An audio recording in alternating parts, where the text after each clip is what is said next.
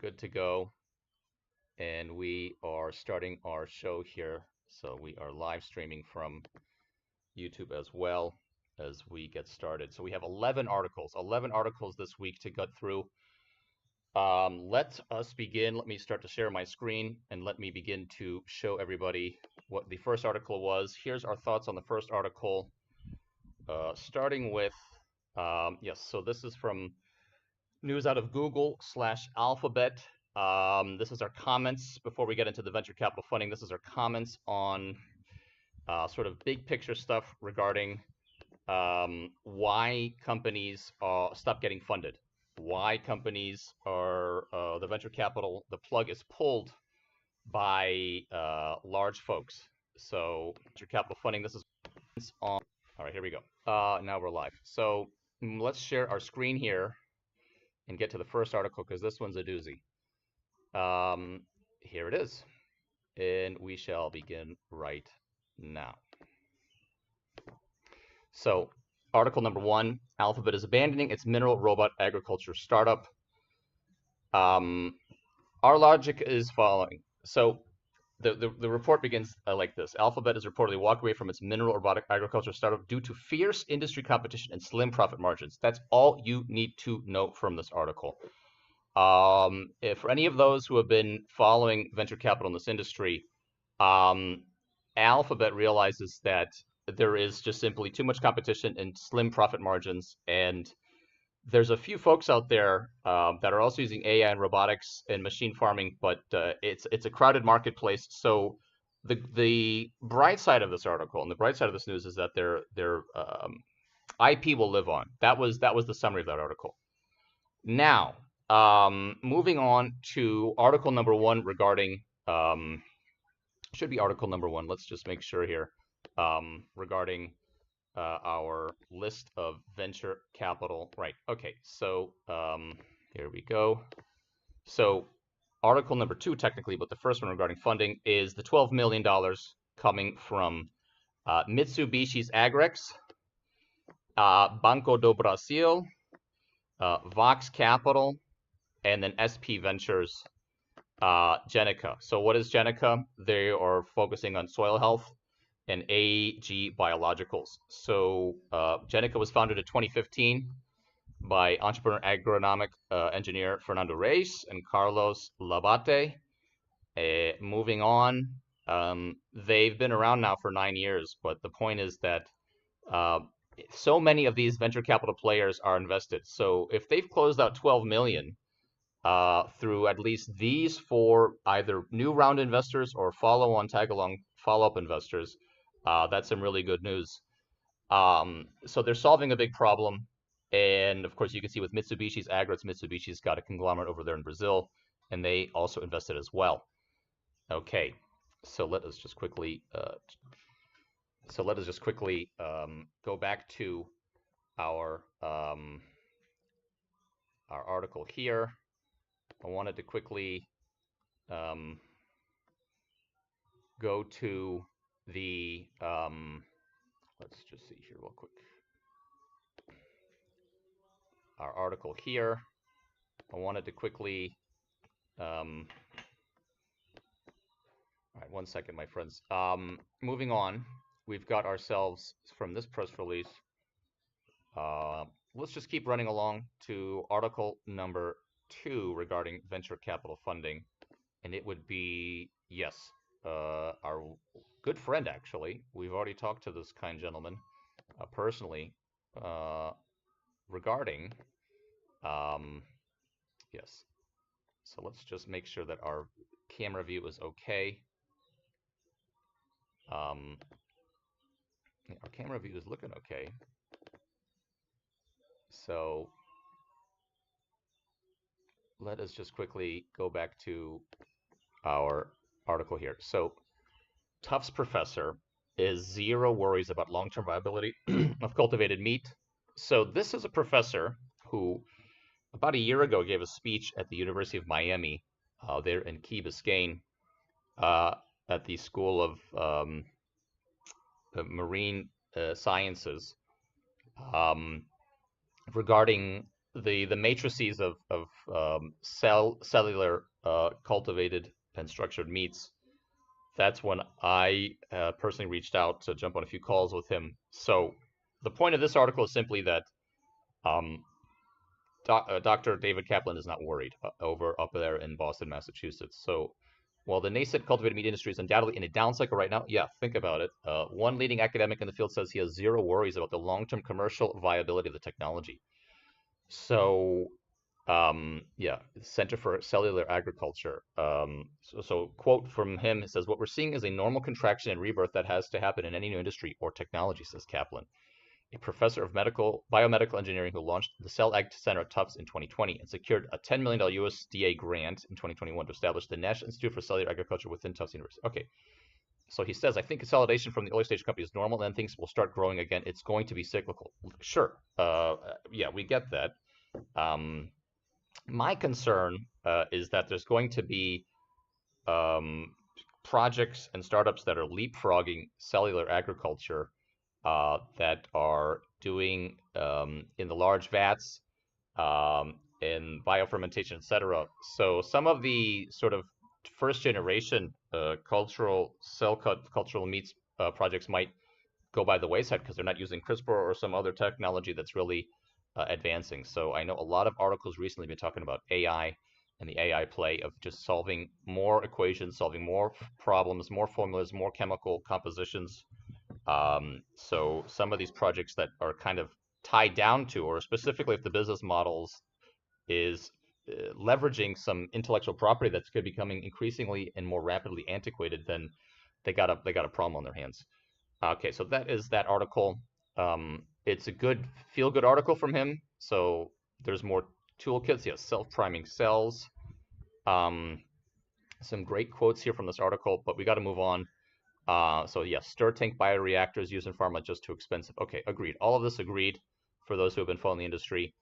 But it's just for people from the venture capital and private equity side, the point is that there's market cycles, and this is a market cycle. And so there needs to be consolidation, there needs to be shaking out and a flushing out, if you will, of all of the bad investors who were only jumped in 2020 and 2021 because they don't have the sort of market intelligence, they don't have the core competencies, they don't have the sort of staying power. They thought things were going to be really high and really up and up. And then, of course, this industry, just like any other, if you're focusing on agri-food and agri-food tech, there's going to be down cycles. So moving on to the next article regarding funding. Here we go. Over in Europe, Rohlik. So this article is basically saying that they've got fulfillment centers. This is more of a AI machine learning robotics play. So this industry is much more sort of focused on a pandemic, post-pandemic. Let's grow out an Amazon equivalent or what Walmart's doing over in the States. So you can see here that this company is focused on Deutschland, Austria, and Switzerland, in addition to Central and Eastern Europe, let's say, Hungary, etc. So yeah, customers experience 15-minute deliverable windows, same-day deliveries, 1 hour after booking, 90% deliveries are on time. So they raised 170 million most recently, and so the total funding is nearly $1 billion. 780 million has been tossed in. And then we can see here that the EBRD was leading that investment along with Sofina, Index Ventures, Quadrille out of France, TCF, indexes both UK and US, in addition to the EIB, European Investment Bank's Scale Up Initiative. So me personally, these types of large, it's just when it comes to like a more highly technical play, and there just happens to be the element of food involved versus delivering something else. Huge scale involved, not profitable for years and years. One would hope that this is able to round the corner, but in the world of venture capital, none of these things talk about the money. We don't know if, from this article at least, if it's an up round or a down round. So we just gotta take people at their word. But let's just focus for a second on what's going on with um, the industry. Let's just say it like this: there's large companies out there that are trying to leverage the post-pandemic transition or habits that are changing, and they need to get scale. And I know even in 2020 and 2021, with projects that I personally was doing in Europe, there was this huge play from the real estate side on warehouses and fulfillment centers, et cetera, from all the real estate folks like CBRE and Savills and Colliers over there with their European offices. We don't know that their portfolios are doing well, but we would assume that these types of projects, the one that we are discussing here, is is the one that we're talking about. So yeah, it's. I mean, look, the investors here are pretty very much blue chip, very big ticket. We have some European backing. That's a very European type of project. So we got to move on. But the mathematics for me is it would be very interesting 6 months from now to see if this company is going to have a down round or where their financials are at, because you have to really these companies have to produce at huge scale, and if they don't achieve it, then there's a lot of lost money and a lot of upset investors. So okay, we got to move on to our next project, which should be oh yeah, here we go. Another European project, mostly European and then specifically Estonian investors. And we can see here Swedbank. Swedbank has many, many offices across Scandinavia. I think they have offices across Estonia, Latvia, and Lithuania, in addition to Sweden and maybe even Finland, depending if it's investment management, asset management, maybe even insurance. So there's a bunch of these entities in our company's proprietary database when we've done former fundraisers. But this is more on the adventure side versus the traditional asset management side. So it's a different, bucket of money, if you will. But ICOS Capital, Soulmates Ventures, and Smart Cap Green Funds. So these are the tag-along investors for this Estonian project. So yeah, plans include raising an additional 2 to 4 million euros for this calendar year, 2024. Continue supporting farmers, reducing carbon footprints, and boosting financial incentives through their carbon program. So haven't really critiqued too much this business model. So prior funding runs have enabled EBRD, meaning the company that was just secured the funding, to initiate field trials and seminars with partner farmers. So together they can determine best practices for each region with specific climate and soil conditions. Beyond expanding the total number of onboarded farmers that can store more carbon in the soil, the funding round also positions EBRD to start selling carbon credits through its carbon program, offering additional revenue streams to farmers and improving its practice verification capabilities. That seems interesting. Depends if people really sign up for the carbon credit push. Some people think that it's a little bit insincere and it's carbon sequestering overall. But I know that a lot of the Europeans have that as basically one of the boxes that needs to be checked. So yeah, the strictest development principles, greenhouse gases. So yeah, wow, the company was founded in 2016 and works with over 3,000 farmers in 14 countries, assumingly all in Europe or Africa, and already stored, according to them, 525 tons of carbon dioxide, roughly equivalent to the annual carbon emissions of 100,000 people. So they say that by next year, 2025, the company's on track to reach 4.1 hectares target. Okay, fair enough. Good to know. Having said that, we got to move on to our next, because we have 11 articles we're covering today. We have to move on to our next wonderful article here. And let's just do a bit of housekeeping as we let's see here.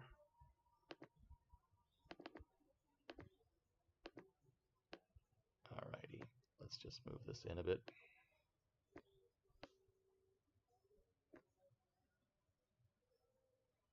All right, okay.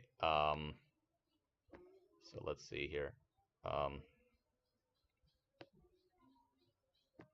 Alrighty, we got to move on to our next few funds, few projects. Let us quickly move on to our next project here. All right, Virtus. So Virtus, Vienna-based Virtus secures 8.75 million They were invested by Energy Capital Ventures, Blackbird out of Australia, Amadeus, and Apex, which are both funds out of Europe. Aussie Angels, also out of Australia. Interesting project nonetheless. Waste to X Industrial. We enjoyed it.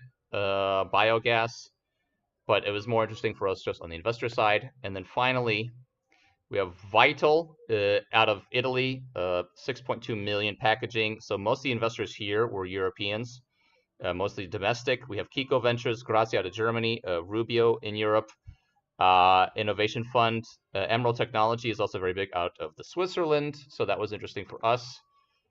Finally, the next article is Uncaged, 5.6 for leather. When we were going through this article, we didn't really find a whole lot of details on the investors other than the fact that we saw down here Green Circle Food Tech, which is US, Fall Line Capital, which is new to us, Ponderosa, which is prolific, Golden Seeds, and then In Motion Ventures out of Jaguar, out of London, UK. This article here, to round out our last few investments, was just simply from the IFC. It's important to us because of the black soldier fly. This is out of Costa Rica. But 2 million from the IFC for a black soldier fly for protein needs. I believe this is the future. Our company definitely is increasingly invested into this from the private investment side. And then finally, this is an article that we mentioned. It's 400,000 euros. And then there you have some nice investors here that we were recently added to our database. Emilio, Maria, and Fernando, and then mostly local Galician business angels. So that rounds up our list for this week. Most of our investments were quite interesting. Just to wrap up, there was one other investment.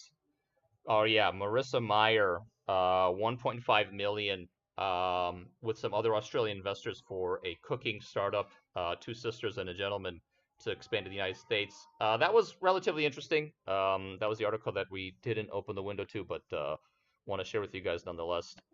So that wraps up this week for investments that are focused on food apps, agri-tech, agri-food tech, those sorts of things.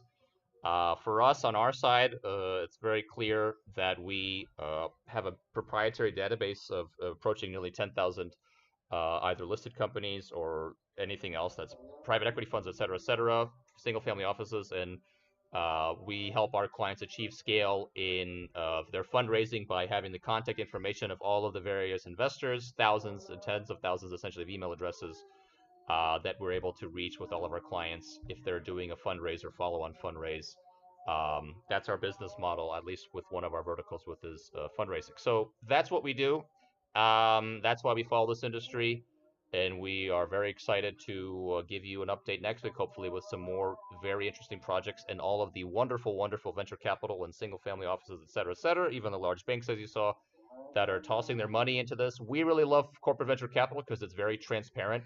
We can see the money coming in. We know they have a mandate, and they're very easy to contact because they only focus on it because of their large deal flow. They only want to focus on the best investments. So we see that as a